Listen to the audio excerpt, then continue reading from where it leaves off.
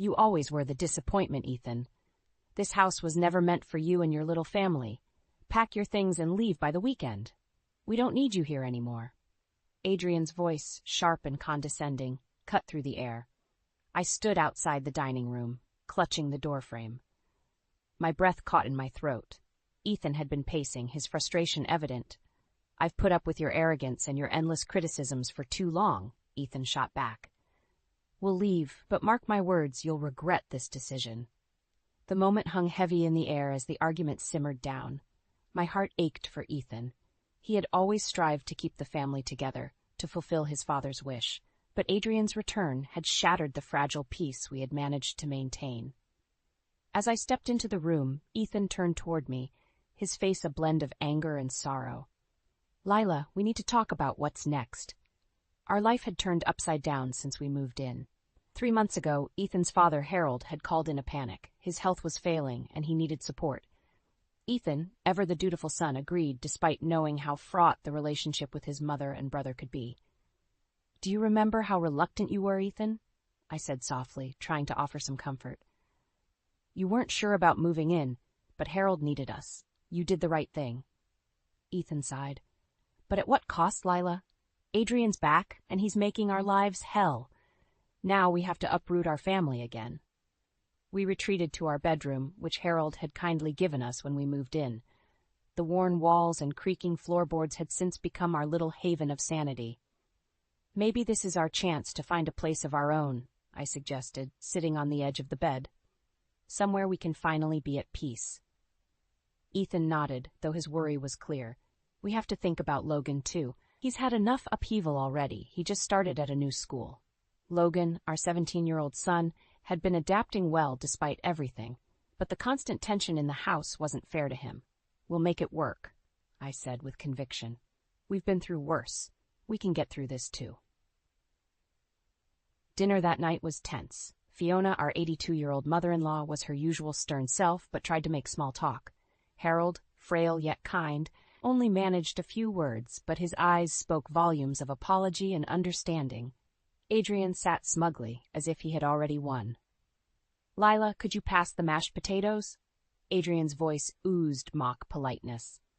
I clenched the serving spoon, but handed it over. Ethan barely touched his food, his mind clearly elsewhere. Later, as we lay in bed, Ethan turned to me, determination in his eyes. "We'll pack up tomorrow and start looking for a new place first thing. We deserve a life free from all this." I squeezed his hand. Despite the turmoil, I believed in our ability to move forward. We had each other, and that was enough. Morning dawned, and the house was eerily quiet, a stark contrast to the tension that had filled it the night before. Ethan and I started packing our things, prioritizing the essentials. Logan helped, his usual teenage grumbling absent. He knew the gravity of the situation.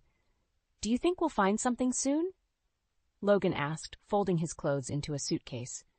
"We will, Logan," Ethan replied firmly. "We'll find a place where we can be happy. This is just a bump in the road." As we boxed up the last of our belongings, Harold shuffled into the room, leaning heavily on his cane. "Are you sure about this, Ethan?" "There's no other way, Dad," Ethan said, his voice softening. "Adrian has made it clear we're not welcome here." Harold's eyes grew misty. "Your mother? She favors Adrian, but I never wanted this. I'm sorry things turned out this way." I placed a hand on Harold's arm. "We know, Harold, you've always been kind to us." By midday, Adrian had made his presence known, sauntering into the room with a smug look on his face.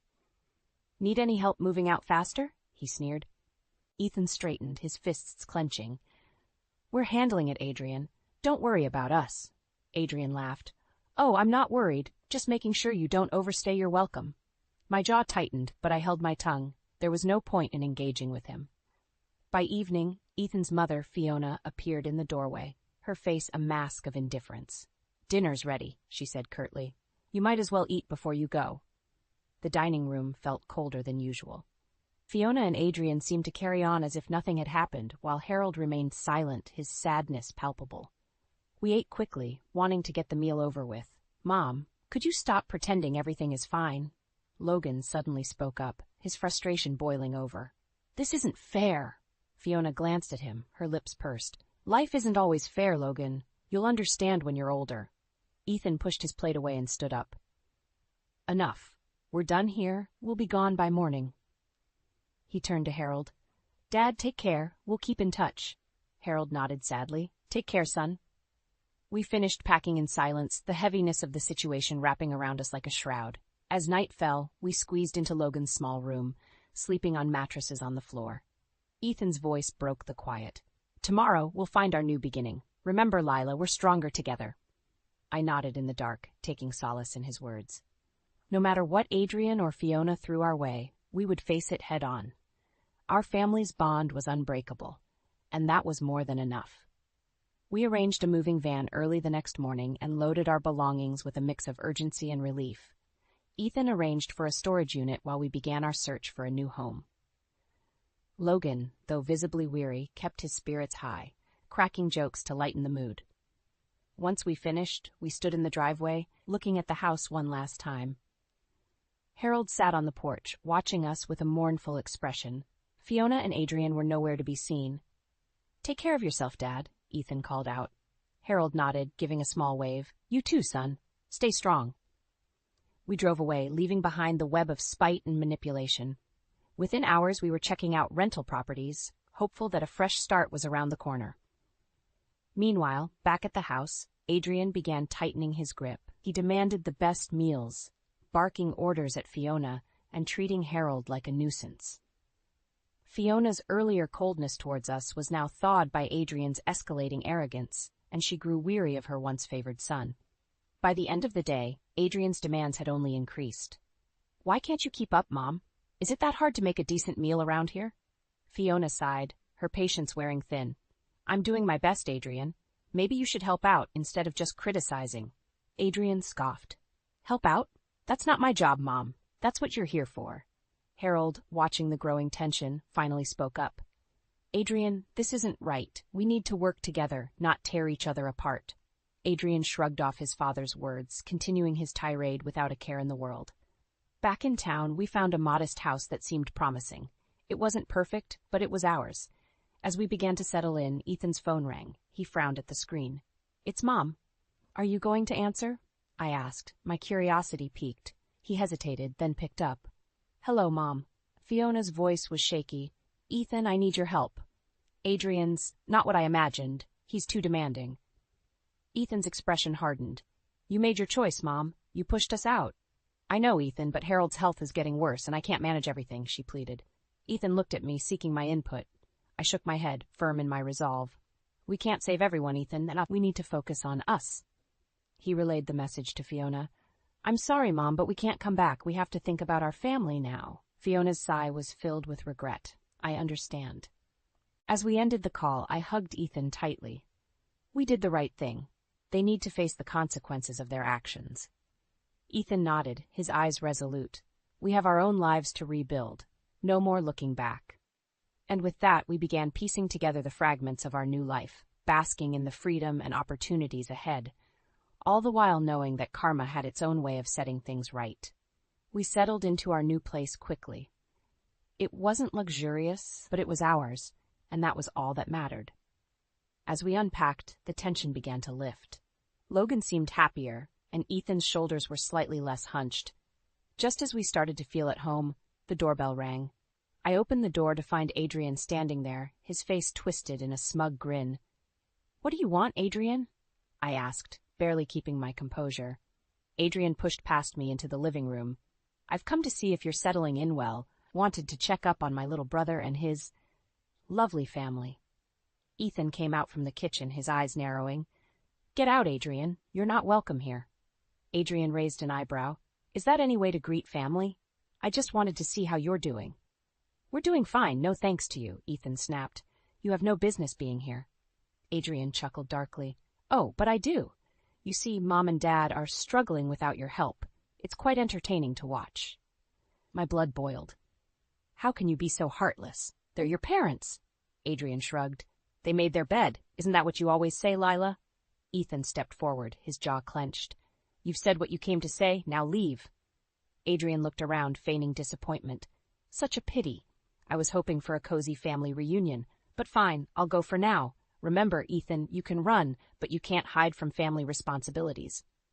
With a final smirk, Adrian sauntered out. Dad, leaving a trail of tension in his wake. I turned to Ethan, my hands trembling. We can't let him get to us. We need to focus on us, remember? Ethan nodded, but the fire in his eyes was undeniable. He's not going to ruin this for us, Lila, I promise. Days turned into weeks and we found our rhythm. Meanwhile, reports from Fiona trickled in. It seemed Adrian's return had only added to their troubles. Harold's health was worsening, and Fiona found herself overwhelmed by Adrian's increasing demands and lack of support. One evening, the phone rang again. This time it was Harold. Ethan's face softened as he answered. Dad, are you okay? Harold's voice was weak but determined. Ethan, I need to see you. Things are bad here. Adrian is unbearable. Your mother can't cope. Ethan's resolve wavered, but he looked at me and I shook my head. We can bring Dad here, but we're not going back, I said firmly. Ethan relayed the message. Dad, pack your things. You're coming to stay with us. Harold's relief was apparent. Thank you, son. I don't know how much longer I could have lasted there. Hanging up, Ethan sighed. It's the right thing to do, Lila. We'll make it work. I took his hand. We're stronger together. We'll get through this.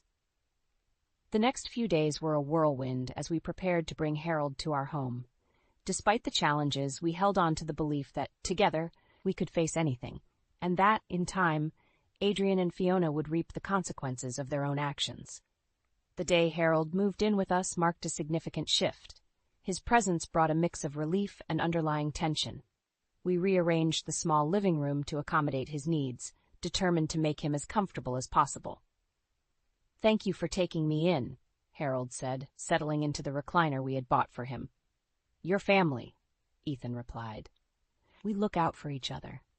As days passed, we fell into a routine. Harold's gentle demeanor contrasted sharply with Fiona's demanding nature and Adrian's arrogance, making it clear why Ethan felt so conflicted about leaving them behind.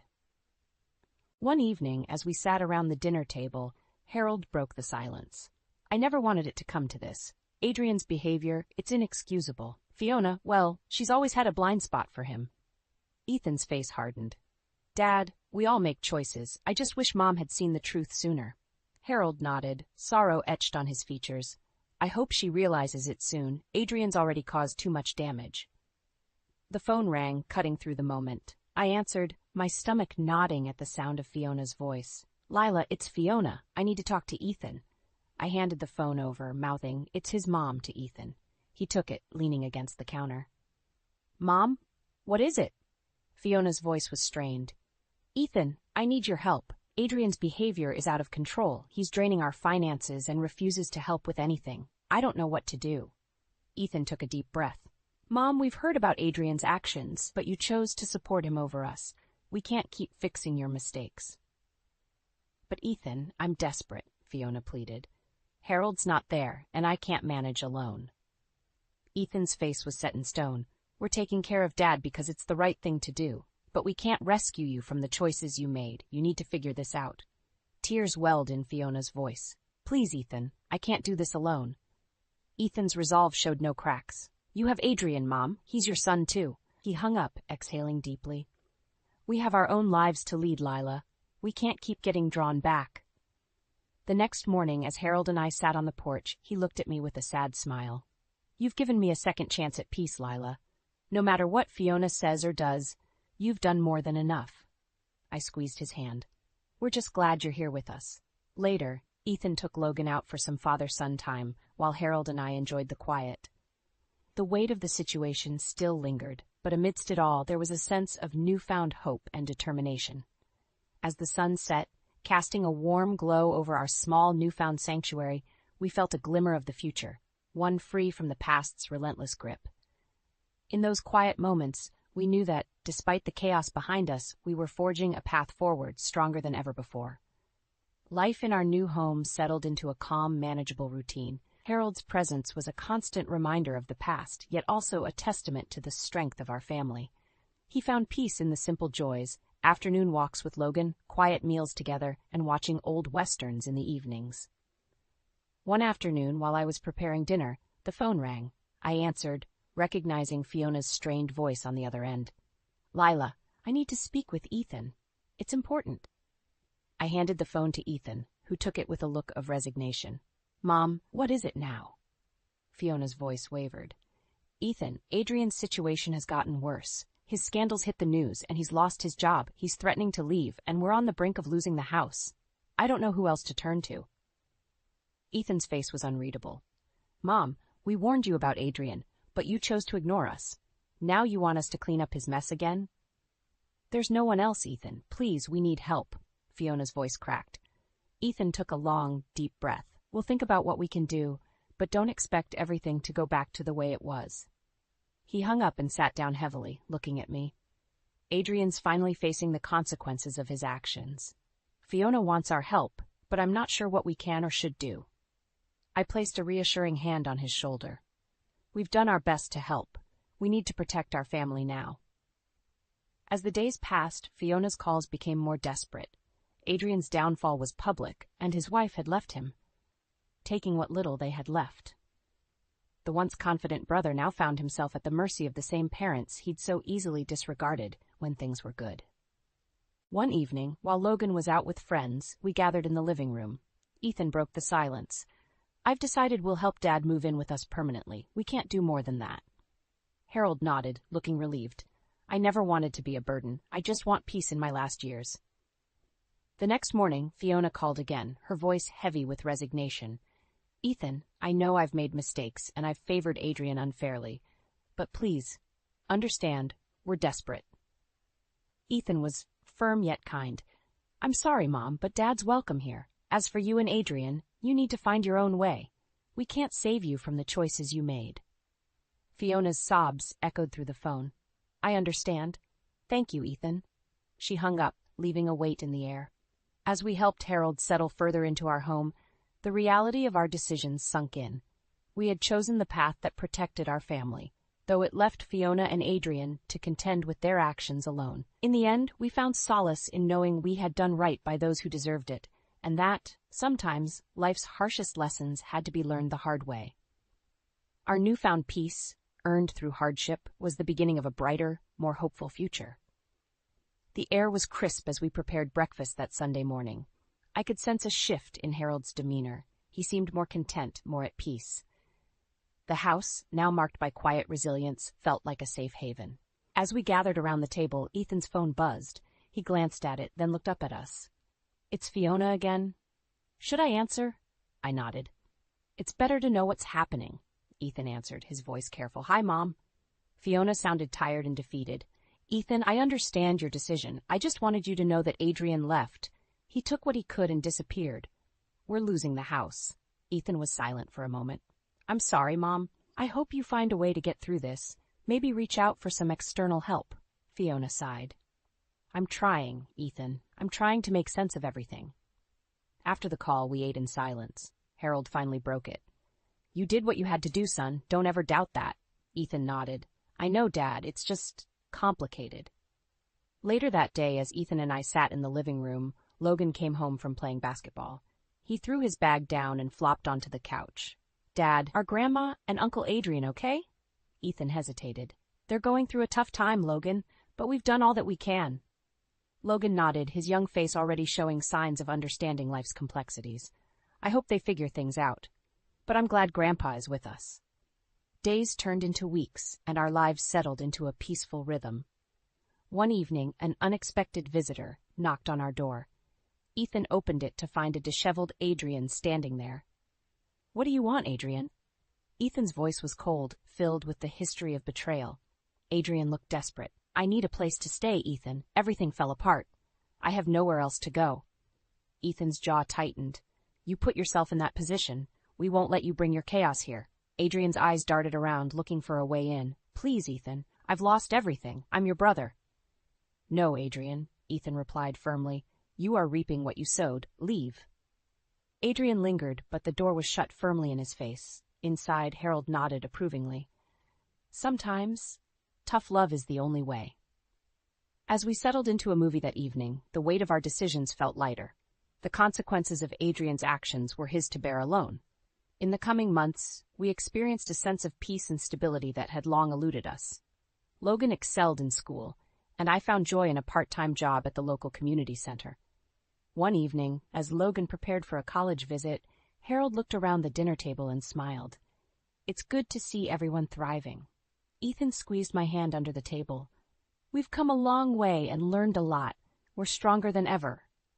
We raised our glasses in a silent toast to the journey we had endured and to the bright, uncharted path that lay ahead. Though the scars of the past remained, they were overshadowed by the love and unity that now defined our family. The bright sun heralded a new beginning as we prepared Harold for Logan's college visit. Our excitement was palpable. Logan was thriving, and his acceptance into a prestigious college added joy to our lives. "Ready for the trip, Dad?" Ethan asked, helping Harold into the car. Harold smiled, his eyes twinkling. I wouldn't miss this for the world. The drive was filled with laughter and anticipation. Logan talked about his plans, and we shared our hopes for his future. As we approached the campus, Ethan's phone buzzed. He glanced at it and frowned. "It's Mom again." "Do you want to answer?" I asked gently. Ethan's brows knitted together. "I'll call her back later. Today is about Logan." We parked and began our tour of the beautiful campus.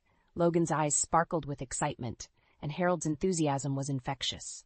Watching Logan navigate through the possibilities reminded us why we had made the tough choices we did. By evening, we had checked into a cozy bed and breakfast. After a hearty dinner, as we settled into our rooms, Ethan finally returned Fiona's call. "Ethan, thank you for calling back," Fiona's voice cracked, filled with exhaustion. "Adrian, he's hit rock bottom. He's lost everything and has been arrested for fraud. I don't know what to do." Ethan took a deep breath. "Mom, you need to reach out to the proper authorities and get some help. We've done everything we can. It's up to you and Adrian now." Fiona sobbed quietly. "I understand. I just wish I'd seen things sooner. I'm so sorry, Ethan." Ethan clenched his jaw, then softened. "It's in the past now. Focus on making things right. We can't fix this for you, but I hope you find the strength to move forward." After he hung up, Ethan sighed deeply. "It's never easy, is it?" I placed a comforting hand on his shoulder. "No, but we're making the right decisions for our family." The next morning, we continued our tour. By lunchtime, Logan had already made a few friends and explored enough to feel confident in his choice. Harold beamed with pride, and Ethan looked more relaxed than he had in months. As we prepared to head back home, Harold spoke up. "This visit, it's a reminder of what we've accomplished as a family. Logan's future is bright, and we've built something strong and enduring." I nodded, tears welling up. "We've gone through so much, but it's brought us closer together." Ethan squeezed my hand. "We'll keep moving forward. Together." The drive home was quieter, filled with reflections and hopes for the future.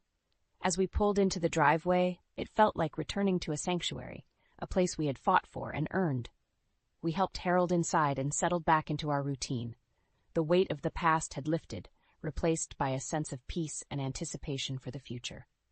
That evening, we gathered around the dinner table once more. "To new beginnings," Ethan said, raising his glass.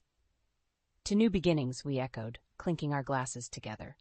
As the sun set, casting a warm glow over our home, I looked around at my family, feeling a profound sense of gratitude. We had faced the storm and emerged stronger, ready for whatever lay ahead.